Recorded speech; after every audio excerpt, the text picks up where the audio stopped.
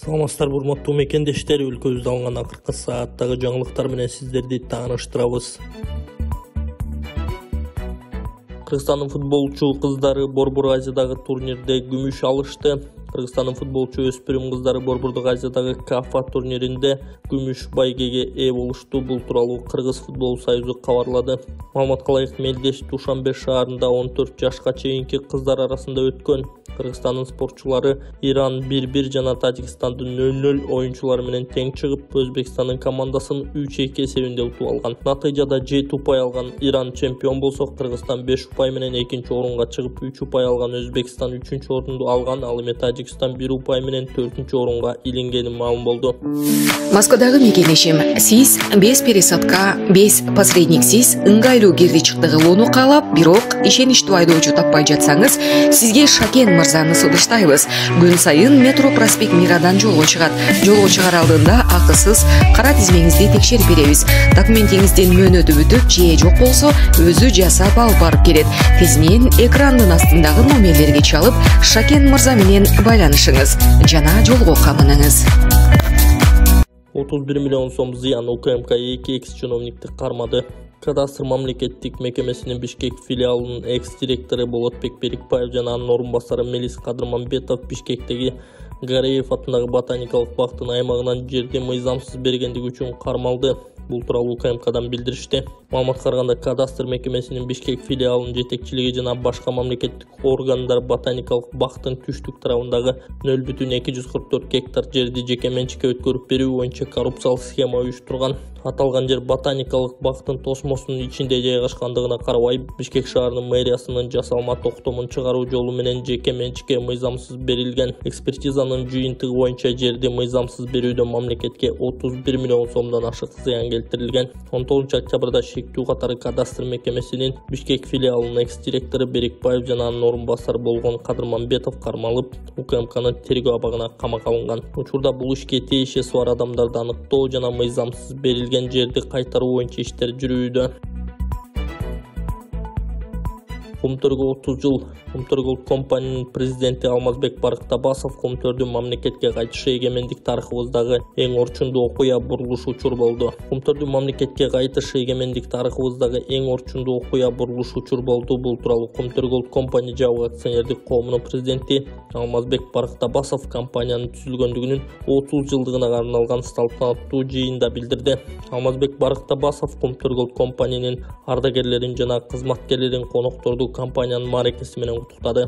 Бүгүнкү күндө Комтөр Кыргыз элинин улуттук байлыгы. Комтөр кенинин мамлекеттин менчигине кайтарылышы өлкөнүн жаңы тарыхындагы эң маанилүү окуя десем аша чапкандык болбос. Учурдан пайдаланып, бул улуу ишке катышы бар урматтуу президент Садыр Нуркожоевич башында турган Кыргыздын мекенчилик уулдарына элибиздин, жалпы комтөрчүлөрдүн атынан ыраазычылык билдирүүгө уруксат этиңиздер. Комтөрдүн буга чейинки талаштуу тарыхына чекит коюу менен Кыргызстан экономикалык гана кызыкчылыгын эмес, эл аралык коомчулуктун алдындагы намысын, абийирин бийик сактап калды. Өз күчүнө таянган жаңыланууга бет алган мамлекет катары бүгүн Кыргызстандын тарыхынын жаңы барак ачылууда, деди Комтөр компаниянын жетекчиси. Алмазбек Барктабасов белгилегендей, Комтөр бүгүнкү күндө өлкөбүздүн каржылык туруктуулугун гана камсыздап бербестен, келечектүү долбоорлордун негизги таянычына айланууда. Комтөрдөгү алтындын запастары иликтенип, кенди иштетүүнүн мөөнөтү дагы да ондогон жылдарга узартылганы турат. Кендеги калдыктар кайра иштетилет. Ал жактан 2040-жылга чейинки жылына 5 тоннага жакын алтын өндүрүү пландалууда. Мындан тышкары кийинки жылы тоголого алтын кенин өздөштүрүү башталып, Жаңгар таянтына геологиялык чалгындоо жүргүзүлөт. Токмок шаарында дөңгөлөктөрдү кайра иштетүү жана калыбына келтирүү заводун тесттик режимде ишке бердик. Өлкө жетекчилигинин колдоосу менен жакынкы келечекте ушул сыяктуу бир канча ири долбоорлорду иш жүзүнө ашырганы турабыз, деп жыйынтыктады. Урматтуу кыргыз эли, мага жардам бериңиздер. Азияга барып, тамагымды жакшы билейин.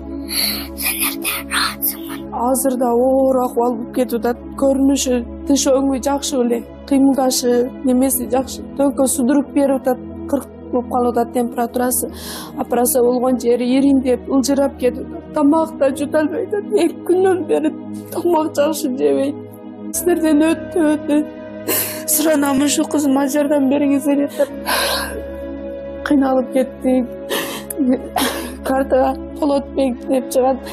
Özüm de uşul kızın arkasından saharım kötörüp süylөгөнүm да билбей калып атам. Сураны сиздерден жардам бериң. Кыргызстандагы жер титирөө. Кыргызстандын сейсмология институтунун маалыматы. Бишкек менен Кантта күчү 4 балга жеткен жер титирөө болду. Бул тууралуу Кыргызстандын Улуттук илимдер академиясынын сейсмология институту билдирди. Жер титирөөнүн очогу Кыргызстан менен Казакстандын чек арасында Канттан түндүк чыгышты карай 15 чакырым, Бишкектен түндүк чыгышты карай 23 чакырымда жайгашкан. Магнитудасы 4,2 очоктун тегерегиндеги 25 чакырымда түздү. Эске салсак, бүгүн саат 13:30 Бишкекте, эске салсак бүгүн саат 13:33 Бишкекте жер титиреген. Айрым шаардыктар үйдөн тышка чуркап чыгышканын айтышууда. Казакстандын сейсмологиялык борборунун маалыматы боюнча Эпи борбор Алматыдан батышты карай 176 чакырымда жайгашкан. Казакстандыктар жер титирөөнү сезген эмес. Канатбайкеге азыр от массажын кылып атабыз. Сурайлы, Канатбайке кандайсыз, тамандары сотабы? Жакшы. Муздаган жерлерден бүттер чыгарат экен да. Бул жерке кулактын иштеринен бери жаман жакшы болуп калды. Кураштарга барып 2-3 жылдан бери айыга албаган жерлер ушул жерден от сонун экен. Кандай болуп калдыңыз? Ден соолук жакшы болуп калды. Келип бияка дарылансаңар болот экен. Мен да Юруфага баргам, дарын түрүн ичкем. Аягында ситрамон ичип калгам. Калыңдап төшөп жаңынып бутка байпак кийип, башыма баш кийим кийип эле ушинтип калдым менен. Азыр бир кат журкам менен ызып атам. Кудайга шүгүр. Дары алсаңар андан көп кетет экен. Андан көрө ушундан лечение алгыла мына. Денеңер да жумшарат экен. Кан тамырыңар иштеши жакшы болуп калат экен. Денеңер жыргайт экен кыскасы. Мына беттерим дагы кан жүгүрүп, башым оорубай калды. Ситрамон ичип эле жүрчү элем. Мен Кудайга шүгүр ситрамон көрө элекмин. Дары көрө элекмин.